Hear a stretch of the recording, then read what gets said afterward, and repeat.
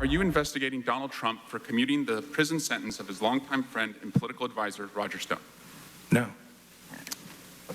Why not? Why should I? Well, let's talk about that.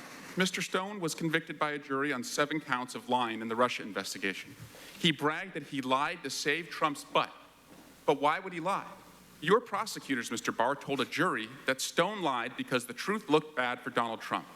And what truth is that?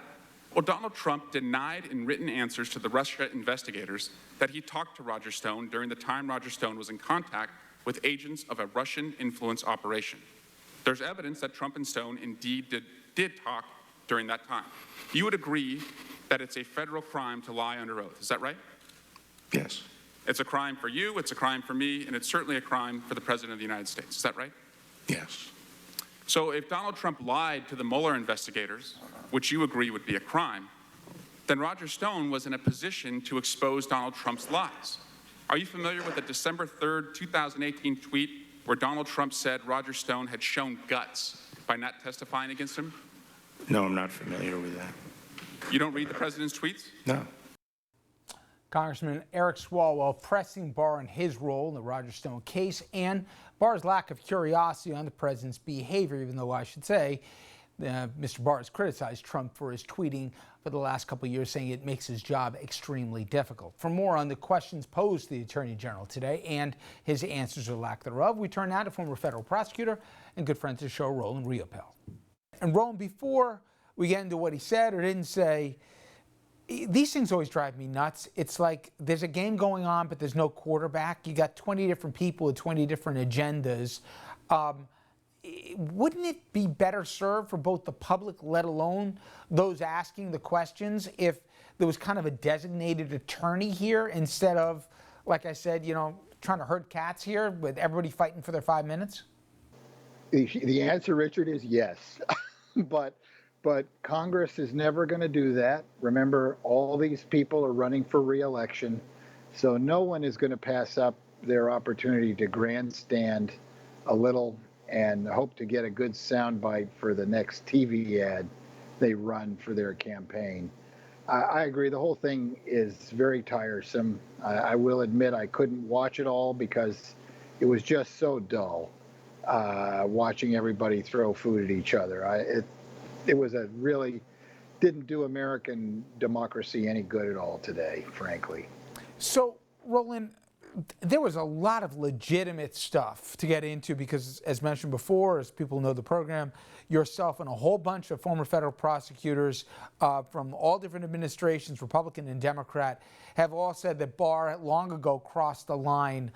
To that end, let's start with Lafayette Square because, to me, one of the most damning things, and I would have, if I was the Democrats have led with it, I would have quoted Mattis himself about what he said and what happened that day. And somehow, there was a justification for the unjustifiable, even though there was apologies from then the defense secretary and the Joint Chiefs of Staff that they shouldn't have been there that day. For the Attorney General to basically clear out, legal protesters that were nonviolent that day in Lafayette Park and to be not remotely apologetic for it, that's an ugly look. Yes, I agree. It's an ugly look to you and to me and to anyone who has a real concern for the civil rights of all of us. But as we have learned, Richard, over the last couple of years, there is a large minority of our fellow citizens who don't care very much about these issues and, in fact, endorse the kind of conduct that went on. And for them, Attorney General Barr and President Trump are just fine. And the only remedy for this is for us to turn out at the polls and change the government over. And I continue to believe that there are enough of us to do that. Give the broader concern from somebody, who's dedicated his life to the rule of law. When you have the Attorney General aiding and abetting a president who is pardoning and, commuting sentences for the likes of Stone and Flynn right now, not just looking the other way, but getting involved in overriding his own prosecutorial suggestions for sentencing, that goes beyond just Barr. To me, forget about the scales of justice. He's got two hands on it, not just a thumb. Yes, I mean we are now basically a banana republic, and we're starting to resemble something like Nazi Germany in the early 30s. It hasn't gotten as bad as Kristallnacht yet, but unless this group of miscreants is voted out in November, we're in for a very tough next 4 years, frankly.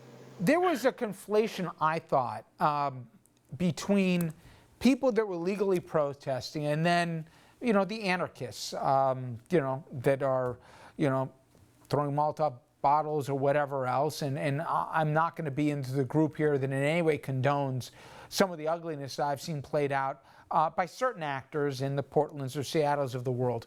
But to hear the Attorney General say it, basically, we're going to cast a wide net, and anybody out there, you're all basically guilty of the same crime. That stifles free speech. I mean, there is a role for the Department of Justice to potentially play here in coordination with the cities, but to act heavy-handed and to put, unmarked vehicles and scooping up people, that's not America, right, Roland?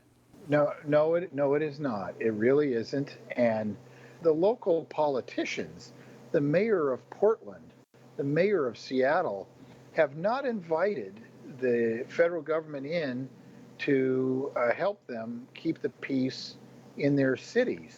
And the federal government is simply going in uninvited and unwanted to do this. And it's very, very wrong. Using the military and using the federal government to do the work of local law enforcement is very wrong unless invited by the local jurisdictions to do it.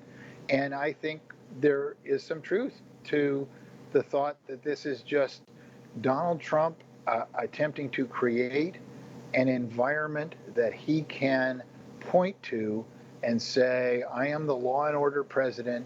You need me to stomp down on this stuff and stop it. Of course, the reality of the situation is he's exacerbating it and making it worse, and indeed fomenting the rebellion. He's doing it because he thinks it's in his interest, and the protesters would be well advised not to take the bait.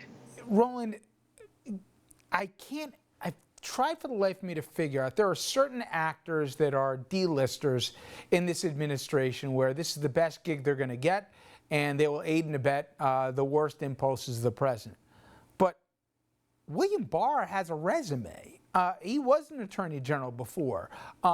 He's been lead counsel of real things. He's had a reputable resume before this last chapter of his professional life. And for the life of me, I don't know why he goes along to get along. I just don't get why him, why with this president when he knows better. Can you give any rationale why he does it? Richard, I can't. I am mortified and shocked at Mr. Barr's actions here. I just don't understand how he can, in his own mind, reconcile what he's doing with what he must know about the rule of law. It pains me, it really does, to see the Department of Justice torn down by this conduct in the way that it has been by this Attorney General. It's really sad to someone who's an alumni of that department to see what's happened. And my hope is that we'll have a new president in January and the rebuilding process will begin. But it's really a terrible thing, and I really don't have an explanation for why someone who knows better would do as Mr. Barr is doing.